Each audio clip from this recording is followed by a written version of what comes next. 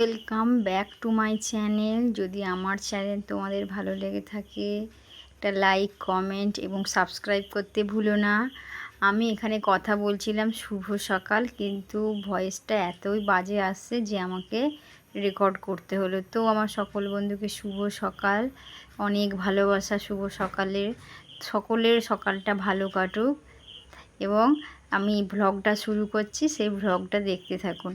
মেয়েকে খাইয়ে নিয়েছি, খাইয়ে দাইয়ে যে বাসনগুলো আমি ধুয়ে নিচ্ছি।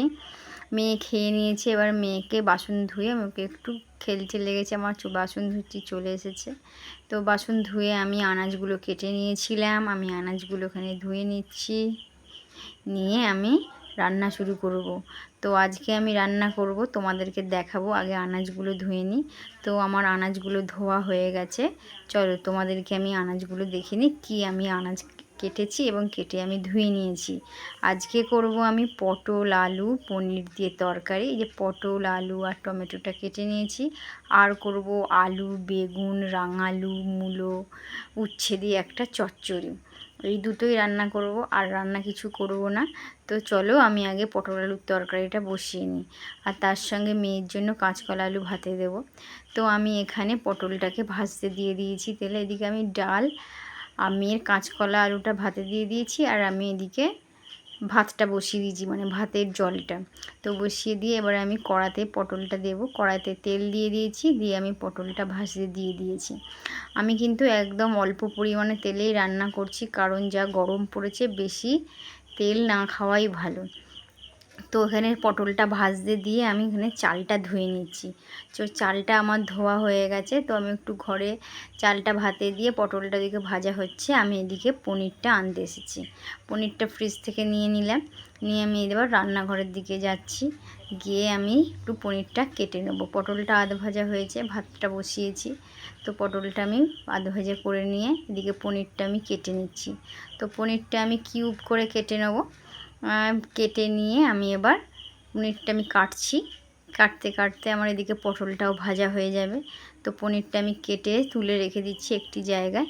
তারপরে আমি দেখছি, হাতটা ধুয়ে নিয়ে টেবিলটা আমি একটু, বাসনগুলো ওইদিকে এলোমেলো হয়ে গেছিলো ছড়িটা আনতে গিয়ে। তো আমি তাই একটু বাসনগুলো ঠিক করে ওখানটা মুছে দিয়েছি, দিয়ে এখানটা একটু পরিষ্কার করে নিচ্ছি। নিয়ে আমি ধুয়ে নিলাম হাতটা, নিয়ে আমি এদিকে দেখবো হাতটা ধুয়ে। তো আমার পটলটা ভাজা হয়ে গেছে, মানে এই দিকের কাজগুলো করতে করতে পটলটা আমার ভাজা হয়ে গেছে। তো পটলটা আমি তুলে রেখে দেবো। তুলে রেখে দিয়ে আমি, কড়াটা একটু দাগ হয়ে গেছে, কিন্তু ওতেই আমি অল্প করে সামান্য তেল দিয়ে আমি পনিরগুলোকে ভেজে নেব। পনিরগুলো আগে দিয়ে দিয়েছি, দিয়ে কিছুক্ষণ পর আমি একটু নুন দেব। নুন আর হলুদ আর একটু লঙ্কা গুঁড়ো দিয়ে দেবো, তাহলে ওর সঙ্গে নুন হলুদ লঙ্কা গুঁড়োটা ঢুকে যাবে, তাহলে টেস্টি হবে, তাহলে আলোনা লাগবে না পনিরটা। তো এদিকে ভেজে তুলে নিয়ে আমি গোটা গরম মশলা শুকনো লঙ্কা একটু জিরে আর অল্প সামান্য একটু পাঁচ ফোড়ন আমি ফোড়ন দিয়ে দিয়েছি। দিয়ে এদিকে মশলাটা রেডি করে রেখেছিলাম, সেই মশলাটা আমি ওতে দিয়ে দিয়েছি। দিয়ে ভাজা পটল আর পনিরটা দিয়ে দিয়েছি। তো এদিকে আমি তো ভিডিও করতে আলুটা দিতেই ভুলে গেছি। তারপরে আবার মনে পড়লো আলুটা ভাজা হয়নি। তো আলুটা আর ভাজা হলো না আমার, ওই মশলার মধ্যেই আমি আলুটা দিয়ে ভালো করে কষিয়ে নিয়েছিলাম, সেটা আর তোমাদের দেখানো হয়নি। কিন্তু এরপর মশলাটা কষানো হয়ে গেছে, তো আমি এখানে পটল আর পনিরটা দিয়ে দিয়েছি। দিয়ে আমি আলুটাও দিয়ে দেবো, দিয়ে আমি জল ঢেলে দিয়েছি, দিয়ে আমি চাপা দিয়ে দেবো। তো চাপা দিয়ে এদিকে আমার হতে থাক। তো ততক্ষণ আমি একটু অন্য কাজে ব্যস্ত ছিলাম, সেই কাজটা তোমাদের আর দেখানো হয়নি। তো এসে দেখছি আমি আমার আলু পনির সব সেদ্ধ হয়ে গেছে। পনির তো আর সেদ্ধ হয় না, আলুটা সেদ্ধ হয়ে গেছে, কারণ পটলটা ভাজাই ছিল আর আলুটা চন্দ্রমুখী ছিল বলে বেশিক্ষণ সময় লাগে না। তাও আমার আলু পটল সব সেদ্ধ হয়ে গেছে। তো লাস্টে আমি একটু ঘি ছড়িয়ে নামিয়ে নেবো। তো ফুটে গেছে, আমি একটু ঘিটা দিয়ে দিচ্ছি। ঘিটা দিয়ে আমি একটু নামিয়ে নেবো। তো আজকে আমার এই পনিরের ঝোলটা হয়ে গেছে, আমি নামিয়ে নেব। যদি আপনাদের আমার চ্যানেল ভালো লাগে বা আমার ভিডিও ভালো লেগে থাকে, প্লিজ আমার পাশে থাকবেন, আমাকে সাপোর্ট করবেন এগিয়ে যেতে। তো এদিকে আমার ঝোলটা হয়ে গেছে, আমি নামিয়ে নিয়েছি। কড়াটা আমি পরিষ্কার করে নিয়েছি, নিয়ে অল্প তেল দিয়ে উচ্ছেটা আমি ভাজতে দিয়ে দিয়েছি। তো উচ্ছেটা ভাজা হয়ে গেছে, আধ ভাজা করে নিয়ে, কারণ আধ ভাজা না করলে পুরো ভেজে নিলে তেঁতোটা নষ্ট হয়ে যায়। তো আধ ভাজা করে নিয়েছি, নিয়ে আমি এদিকে এই সবজিগুলো দিয়ে দিচ্ছি, মূলো আলু বেগুন রাঙালু দিয়ে আমি ভালো করে একটু ভেজে নেব। হালকা করেই ভাজবো, বেশি ভাজবো না, তাহলে তেঁতোটা নষ্ট হয়ে যায়।